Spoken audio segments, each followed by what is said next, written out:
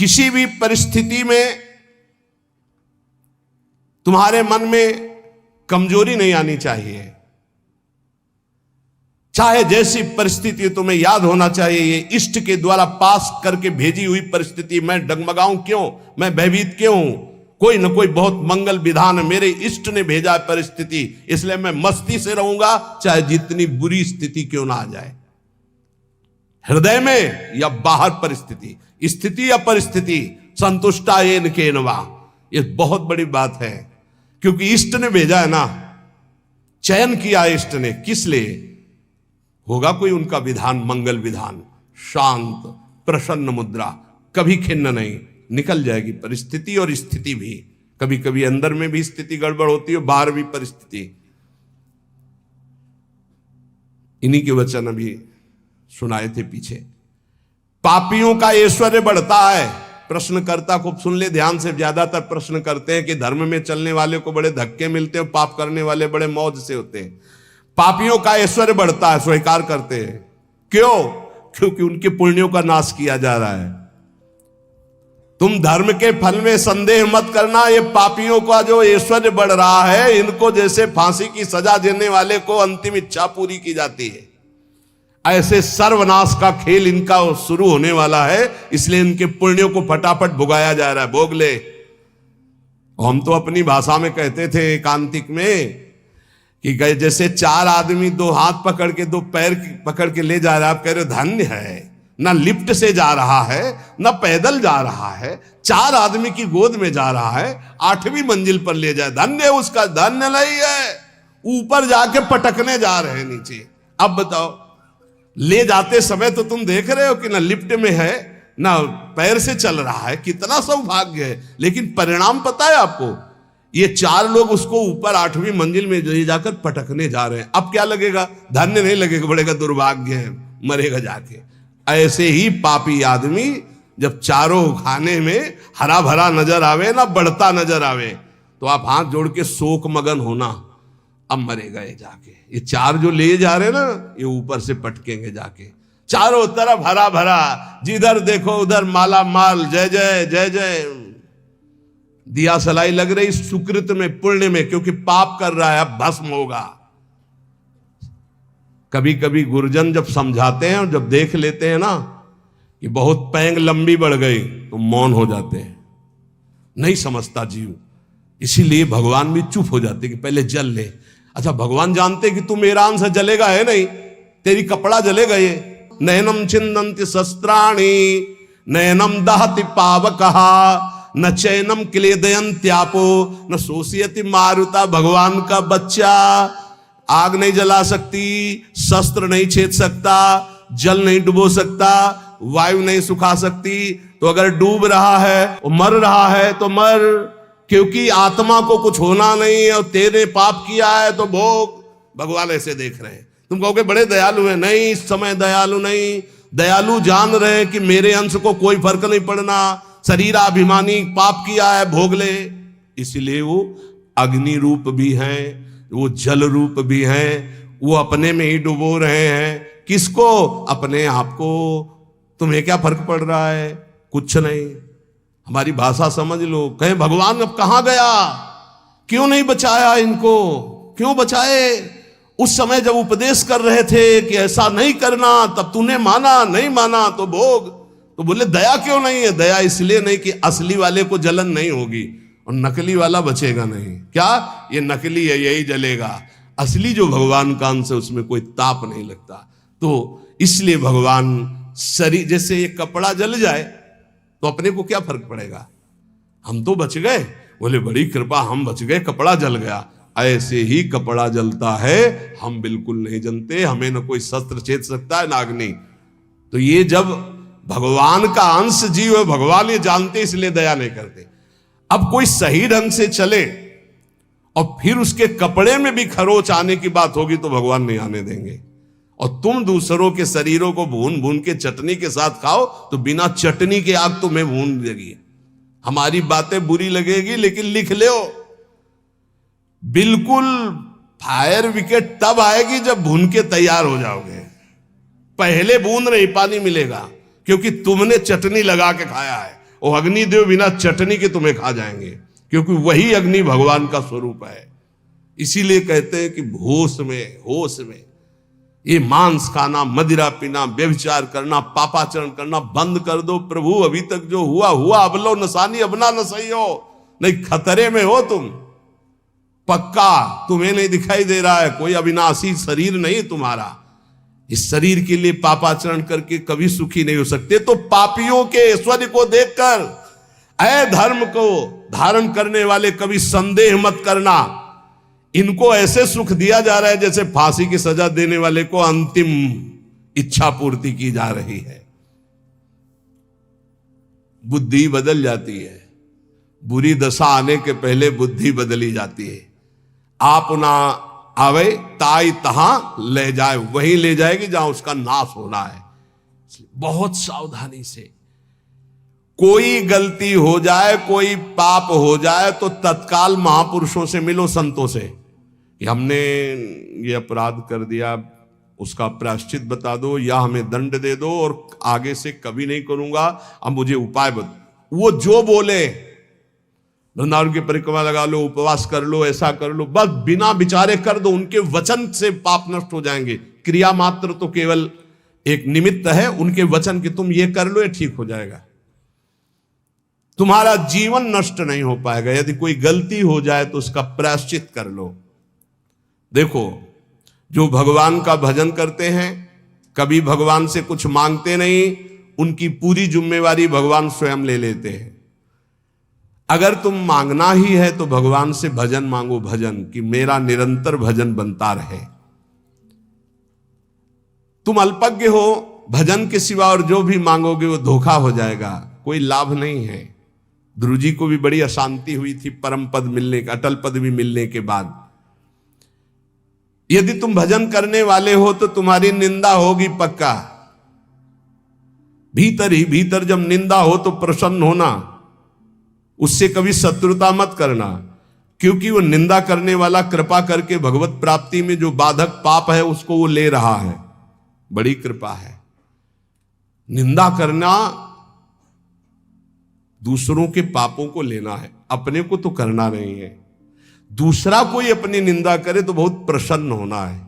ये कितना महान है कि जो हमें भगवत प्राप्ति में बाधक बाहु थे उनका वो अपहरण कर रहा है। बिना प्रयास के, बिना प्रयत्न के, बिना भोगे तुम्हारे प्रारब्ध का नाश करने की सामर्थ्य निंदा में है, जो तुम्हारी दूसरे निंदा करते हैं। बड़े कृपालु हैं। इसलिए निंदक को परम सहायक मित्र मानना चाहिए। निंदक नेरे राखे आंगन कुटी छवाए, समीपे रहे जिससे कोई चूक ना होने पाए, हर गलती वो हमारी देखे। और भगवान बड़े कृपालु हैं। निंदक को सूक्ष्मदर्शी लगाने की जरूरत नहीं होती, सीसी कैमरा लगाने की जरूरत नहीं होती। उनके कान और नेत्र वहीं लगे रहते हैं और वो एक एक बात पकड़ करके साधु की और उसको निर्मल करते रहते हैं। इसलिए धन्य है, प्रणाम है, स्वस्थ रहे निंदक। अंतिम में उनको भगवत प्राप्ति हो, क्योंकि हमें भगवत प्राप्ति में बड़ा सहयोग किए। निंदा करने वाले महान मित्र हैं जो हमारे प्रारब्ध को बिना भोगे वो काट देते हैं। दूसरों की निंदा करने से जो हमारे पाप नष्ट होते हैं, अपनी प्रशंसा करने से अपने पुण्य और तप नष्ट हो जाते हैं। अपने मुख से कभी अपनी प्रशंसा न करे, दूसरे जो हमारी निंदा करते हैं उसे चैन से, आनंद से सुन ले कि हमारे ऊपर भगवान की बड़ी कृपा है, बड़ा पावन किया जा रहा है। जब तक तुम्हें आत्मानंद का अनुभव न मिले, भगवदानंद का अनुभव न मिले, तब तक विषयानंद से दूर रहना, विषयानंद के भोगी पुरुषों से दूर रहना। भगवदानंद का अनुभव करने वाला चक्रवर्ती सम्राट को भी एक तिनके के बराबर समझता है। सुरपति नरपति लोकपति जिनके भावे घास। भगवदानंद का अनुभव करने वाला चक्रवर्ती सम्राट को वही तिनके के समान समझता है। अब अंदर से देख लो, प्रभु के प्रति भाव है या धन के प्रति या पद के प्रति, तो वैसे ही हो जाएगा। भगवदानंद जिसको अनुभव हुआ, सुरपति नरपति लोकपति जिनके भाव है घास, ये बात अंदर से समझो। अपमान किसी का करना नहीं, पर अंदर से किसी के प्रति ऐसा भाव न रहे कि धन को लेकर, रूप को लेकर, अभिनय को लेकर, पद को लेकर के हमारा गर्व है कि हमारे पास अमुक आए, हमारा गर्व है कि हमारे पास परमहंस आए, अवधूत आए। हमारा गर्व, ये उनका सौभाग्य है कि उनको एक बार इस रज में माथा रखने का सौभाग्य मिला। ऐसा करो कि अब कुछ करना न पड़े, ऐसा करो कि मां के गर्भ में वास अब ना करना पड़े, ऐसा करो कि मनुष्य जन्म अभी आखिरी जन्म हो और हम श्री भगवान को प्राप्त हो जाएं। अगर माली से संबंध रखोगे तो पुष्प वाटिका का कोई भी फूल तुम चयन कर सकते हो। ऐसे ही यदि तुम भगवान से संबंध रखोगे तो अनंत ब्रह्मांड भगवान की पुष्प वाटिका है। किसी भी ब्रह्मांड में स्वतंत्र रूप से तुम जा सकते हो। कैसे? जैसे माली के होकर बगीचे में घूमो, आनंद ले रहे हो, कोई फर्क नहीं पड़ता। लेकिन एक जंगल में जाके भटक गया है वो, और एक जो माली के साथ उसी जंगल में आनंद ले रहा है वो, एक जो जेल में कैदी बना है वो, और एक जो जेलर बनकर वहां कैदियों के बीच में है वो, दोनों में अंतर है। अब कैदी बन के नहीं रहना, अब जेलर बन के रहना है। अब भटकना वाला नहीं स्वरूप है, अब मालिक के साथ रहकर भ्रमण करना है, आनंद लेना। अनंत ब्रह्मांड मेरे स्वामी के हैं और स्वामी की स्मृति के साथ कोई भय नहीं।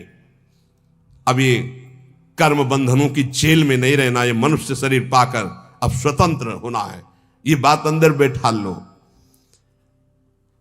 विषयी का संग साक्षात काले सर्प के संग के समान समझो। विषयी पुरुष का संग, ये विषयी पुरुष विष के समान है। इनके स्पर्श से, इनके संभाषण से, इनके दर्शन से इनके शरीर में चिपटे रहते हैं ऐसे परमाणु, जो तुम्हारे अंदर आएंगे और तुम्हारे भजन को जलाकर राख कर देंगे, भजन की वृत्ति को जला के राख कर देंगे। जितनी जल्दी हो सके अपने को जलने से बचाना चाहते हो तो विषयी पुरुषों का संग छोड़ दो। संगम त्यजेत मिथुन व्रतिनाम मुमुक्षु, बहुत बड़ी बात है, इसको अंदर से समझ लो। प्रयत्न करो। विषयी पुरुषों का संग साक्षात भयावह विषधर सर्प के समान है, वो तुम्हारी समस्त साधना को चौपट कर देगा। विषय की अग्नि की चपेट में तुम अध्यात्म शक्ति को भस्म कर दोगे। इसलिए दूर, हमको यही देखना है। जब भगवान मोहिनी रूप के पीछे भाग रहे थे ना, तो बड़े बड़े जो पद्मासन लगाए बैठे थे, तो मोहिनी भगवान ऐसे करते हैं। देख लो, ये वो हैं जो ब्रह्मबोध प्रदान करते हैं, और मेरा ये वो रूप है जो ऐसों को भी पीछे दौड़ा भगवान के मोहिनी रूप का। ऐसे ही ये भगवान उदाहरण देते रहते हैं, भगवान ही उपदेश दे रहे हैं। पक्का समझिए, बहुत बहुत विचित्र, अतिशय प्रबल देव तो माया, जो शास्त्र कह रहा वैसे चलोगे बच जाओगे। यहां सत्संग के द्वारा हमको ये समझना है कि हमें जो मिला बहुत कीमती चीज है, परमार्थ बहुत कीमती चीज है। इसको छीनने के लिए बहुत माया रंग रचेगी। अगर आप कोई वासना लेकर इस मार्ग में चलेंगे तो वही वासना अंतर की माया जानकर तुम्हारे आगे जाल फेंक देगी और तुम्हें रोक लेगी। इसलिए सत्संग के द्वारा जल्दी से जल्दी वो वासना काट दो जो तुम्हें गिराने वाली है। उस वासना का संयोग होने पर भागो, ना कि उसको स्वीकार करो। पहले प्रयत्न करो, फिर प्रार्थना करो। पहले बचने की कोशिश करो। जब आपको लगे कि अब गिरा, तो फिर भगवान से प्रार्थना कर दो कि तत्काल मुझे बचा लो। यदि कोई ऐसी विपत्ति आ जाए तो पहले बचने की कोशिश करो, भागो विवेक के द्वारा। अगर नहीं संभल पा रहे तो इष्ट को पुकारो, देर मत करो। विषयी पुरुष का आश्रय और संग आपको नष्ट कर देगा। बहुत बहुत सावधान, बहुत सावधान। मतलब ये भले भजन कम हो, पड़े रहो, भगवान की प्राप्ति हो जाएगी, क्योंकि भरोसे पे पड़े रहने वाला ही महान संत बनता है। लेकिन संग किसी का ना, असंगता बहुत बड़ी सिद्धि है। चाहे गृहस्थ में हो चाहे विरक्त में, अपने को बचाओ। जो आपके सुकृत को, आपके भजन को लूटने वाले लोग हैं, ऐसे लोगों से बचो। सदा इतना तो ज्ञान तुम्हें होना चाहिए कि तुम्हें उचित फंसाया जा रहा है या अनुचित फंसाया जा रहा है। लेकिन अनुचित फंसाने वाले बहुत अमृत जैसे लगते हैं। इस मार्ग में चलने वाले पथिक की बुद्धि ऐसे धोखा देती है, अनुचित फंसाने वाले अमृत जैसे लगते हैं। बहुत बहुत किसी भी गृहस्थ के द्वारा दी हुई सेवा श्री भगवान ने निमित्त बनाकर उसे भेजा है, ऐसे माना जाता है। एहसान कभी नहीं माना जाता। ध्यान रखना, साधुता में, जो साधुता में निमित्त माना जाता है। जैसे आप आए और कुछ, तो हम ये देखते हैं मेरे प्रभु आए हैं, मेरे आराध्य देव, इस रूप का जो निमित्त बनाकर हमारे पास भेजना मेरे आराध्य देव। तो हमारी आसक्ति आराध्य देव में, ना कि उस व्यक्ति में। अगर व्यक्ति में तो गया, ये चाहे गृहस्थी में चाहे विरक्ति में, बात अंदर से समझ लीजिएगा। सदा अंदर से विचार करते हुए कि हम उचित कर रहे हैं या अनुचित। यदि तुम इस पर चूक कर दिए तो तुम्हारा जीवन व्यर्थ हो जाएगा। बहुत ये दृश्य देखने को मिलते हैं। इसलिए ठगे ना जाओ, ऐसे बनकर रहो। पूरे संसार में ऐसे घूमो। ठगा कौन नहीं जाता? जो गरीब बन के रहता है। त्रणादपि सुनी चेन, वो नहीं ठगा जाएगा। जो बड़ा बन के चलेगा वो ठगा जाएगा, पक्का समझ लेना। संसार में हमेशा तुम्हें रहना नहीं है। यहां तुम कमाई करने के लिए आए हो, सत की, तपस्या की, भजन की, धर्म की। इसलिए ठग लोगों से सावधान। काम, क्रोध, लोभ, मोह, मद, मत्सर, ये ठग है। बहुत बुरी तरह ठगा जाता है, बहुत बुरी तरह। प्रारंभ से लेकर अंतिम तक, फाइनल में जो निकल पाए हो, कोई गुरु का कृपा पात्र पहलवान होगा, दूसरा कोई नहीं होगा। ये हम आपको घोषणा करके कहते हैं। अगर कोई इस भाव समुद्र से निकल पाया तो गुरु का लाडला होगा, दूसरा हो नहीं सकता। चाहे जितना बड़ा कोई तपस्वी हो, चाहे जितना बड़ा कोई ज्ञानी हो, गुरु कृपा पात्र ही क्रॉस कर पाएगा, अन्यथा नहीं कर पाएगा। ये बिल्कुल हृदय की बात कह रहा हूं। फंसाए रखे हैं। अगर गुरु करुणा ना हो तो निकल ही नहीं सकता, पक्की बात है। जहां हम समझते हैं निकल गए, वो दलदल था। अगर निकला गया तो केवल गुरु कृपा से निकला गया। दलदल कैसा होता है? एकदम प्लेन, ऊपर सूखा, बराबर एकदम लगता चकाचक हो, जो रबड़ी जैसा। पैर रखो, धसते चले जाओ। ये है पंख, माया पंख। इससे केवल गुरु का लाडला ही निकल सकता है। ये बिल्कुल जय घोष के सहित हम कहते हैं, जिसने अपने गुरु चरणों का आश्रय लिया वो माया पर विजय प्राप्त कर लिया। अन्यथा उसके इतने हथकंडे फंसाने के हैं कि को बिरला जो कहो हरिवंश रस बिरलो समझनहार, एक दुई जो पाइए खोजी सब संसार। जो गुरुदेव का अभिन्न अंग बन जाता है, उस शिष्य को अपने उद्धार के लिए बुद्धि का प्रयोग नहीं करना पड़ता। ये हम बड़े बड़े महापुरुषों के वचन सुना रहे हैं। जो शिष्य अपने गुरुदेव से छल कपट और झूठ बोलता है, उससे बड़ा महापापी और कौन हो सकता है? एक बार एक महापुरुष ने कहा था कि संसार में कहीं भी झूठ हो जाए, कपट हो जाए, पाप हो जाए, तो एक जगह है गुरुदेव का घर, गुरुदेव के चरणारविंद, जहां खुला बेपर्द हो जाना चाहिए। बेपर्द का मतलब, महाराज ऐसी गलती हुई, ऐसे पापी हूं, ऐसा नीच।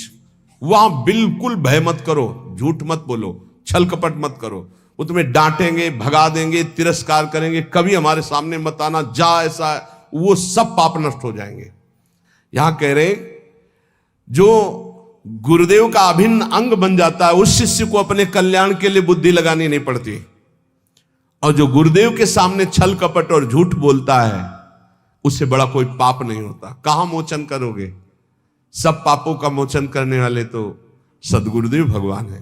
भारी से भारी वैष्णव अपराध बन गया हो कोई भी, एक तो वो उपाय बताएंगे कि जाओ उन्हीं के पैर पकड़ो, नहीं हो रहा, अगर वो कह दें कि जाओ अच्छा कुछ नहीं, सब ठीक हो जाएगा, बिल्कुल संशय मत करो, कोई अपराध नहीं लागू होगा। ये हम तस्मात् शास्त्रम प्रमाणम की बात कह रहे हैं। गुरु माफ कर दे तो विश्व का भारी से भारी अपराध माफ हो जाता है। अगर कितना भी बड़ा अपराध बन गया हो और गुरुजी उलट कर ये कह दे कोई बात नहीं, जाओ कोई बात नहीं, तो तुम्हारा निश्चित सारे अपराधों से अपने आप प्रायश्चित हो गया उनके एक शब्द कहने से, कोई बात नहीं, जाओ कोई बात नहीं। बड़े से बड़े अनर्थ का नाश गुरुदेव के एक शब्द से हो जाता है, जाओ कोई बात नहीं। वेद शास्त्र को सामने रखकर अत्याचार अनाचार करना, झूठ बोलना, कपट करना, तो क्या तुम्हें यह पता नहीं कि प्रभु घटघटवासी हैं? क्या वो प्रभु नहीं देख रहे कि तुम शास्त्र को सामने रख करके क्या आचरण करते हो, क्या बोलते हो? तो शास्त्र गुरुदेव यही तो तुम्हारे कल्याण के लिए है। कम से कम शास्त्र का प्रवचन, शास्त्र की वार्ता और गुरुदेव के शब्द, गुरुदेव के प्रवचन, गुरुदेव की वार्ता, इसी तो अपने जीवन में सत्य मानकर उतारो।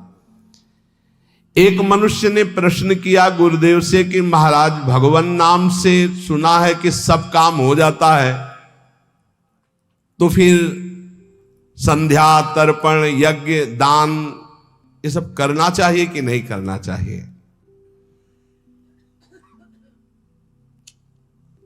तो उत्तर दिया गुरुदेव ने कि जैसे हल चलाने के लिए बैल ही जोता जाता है, हाथी नहीं जोता जाता है। हाथी से कभी हल नहीं चलाया जाता, बैल ही हल जोतने में लगाया जाता है।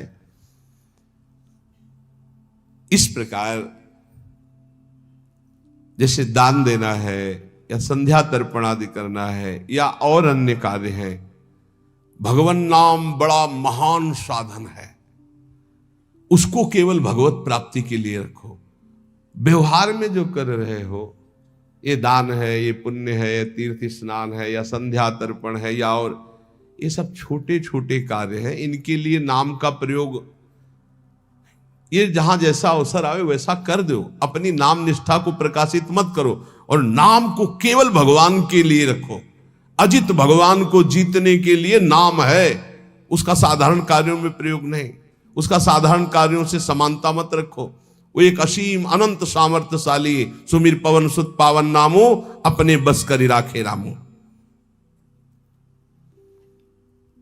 महाराज, कई लोग ऐसा कहते हैं कि स्त्रियों को गुरुमंत्र नहीं लेना चाहिए,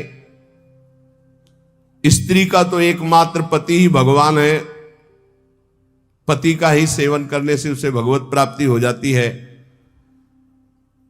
तो ये कहां तक सत्य है महाराज? तो उनका भगवत प्राप्ति शब्द अलग है। लौकिक धर्म में पति पत्नी धर्म है, लेकिन भगवत प्राप्ति में शरीर धर्म को लेकर पति पत्नी है ना। भगवत प्राप्ति अध्यात्म धर्म से है, आत्मस्वरूप से। अगर पति पत्नी का ध्यान करते हुए मरे तो स्त्री शरीर को प्राप्त होगा ना।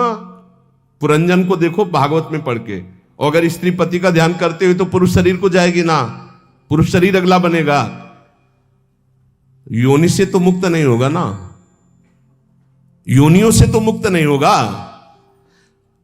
चाहे पुरुष हो या स्त्री हो, अगर उसको संसार से मुक्त होना है तो भगवान का भजन करना ही पड़ेगा। ध्यान रखना, ये लौकिक धर्म के अंतर्गत है। शास्त्रों में पति की सेवा करते हुए, पति की आज्ञा में रहकर संयम नियम पूर्वक खूब नाम जप करते हुए भगवत प्राप्ति, भगवत प्राप्ति के लिए भजन करना ही पड़ेगा। वारि मथे ग्रत होए बरु सिकताते बरु तेल, बिनु हरि भजन न बहुतरिया सिद्धांत पेल। स्त्रियों को चाहिए कि अपने पति में भगवत भाव रखते हुए भगवान का नाम जप करते हुए उनकी सेवा करें, तो वो इस मानव देह का परम लाभ प्राप्त करके भगवान को प्राप्त हो जाएंगी। और अगर भगवान का भजन नहीं हो, केवल शरीरासक्ति है, तो शरीर बदलते रहेंगे, भगवत प्राप्ति नहीं होगी। योनि से मुक्त होने के लिए भगवान का भजन अत्यंत आवश्यक है।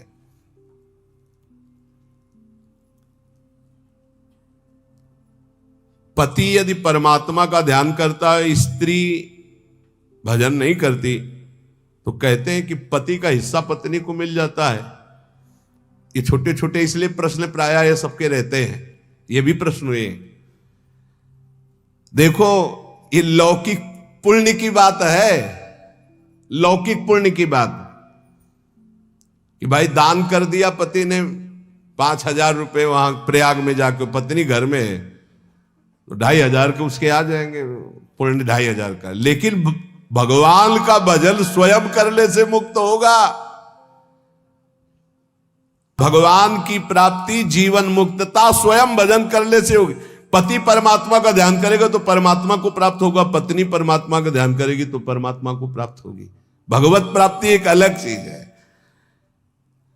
और यदि अन्य कोई ध्यान होगा तो वह संसार में ही जन्मेगा। स्त्री यदि शरीर का ध्यान करते हुए पति के मरे तो भगवत प्राप्ति हो जाएगी क्या? शरीर की प्राप्ति होगी। पुरुष स्त्री शरीर का ध्यान तो स्त्री शरीर की प्राप्ति। भगवत प्राप्ति के लिए सिर्फ भगवान का भाव। अब वो चाहे मंदिर में मान लो भगवान, चाहे पति में भगवान मान लो, चाहे पुत्र में भगवान मान लो, चाहे कुत्ता में भगवान मान लो, जहां भी तुम्हारा भाव बने। अगर देखो, नामदेव जी ने कुत्ते में भगवान माना तो भगवान मिले ना, खंबे में भगवान माना तो भगवान मिले ना। भगवान के भाव से ही मुक्ति है, भगवान के भाव से ही भगवत प्राप्ति है। ये साधारण पुण्यों का हिसाब किताब भले हो जाए, भजन का नहीं। भजन तो करोगे तो भगवान की प्राप्ति होगी।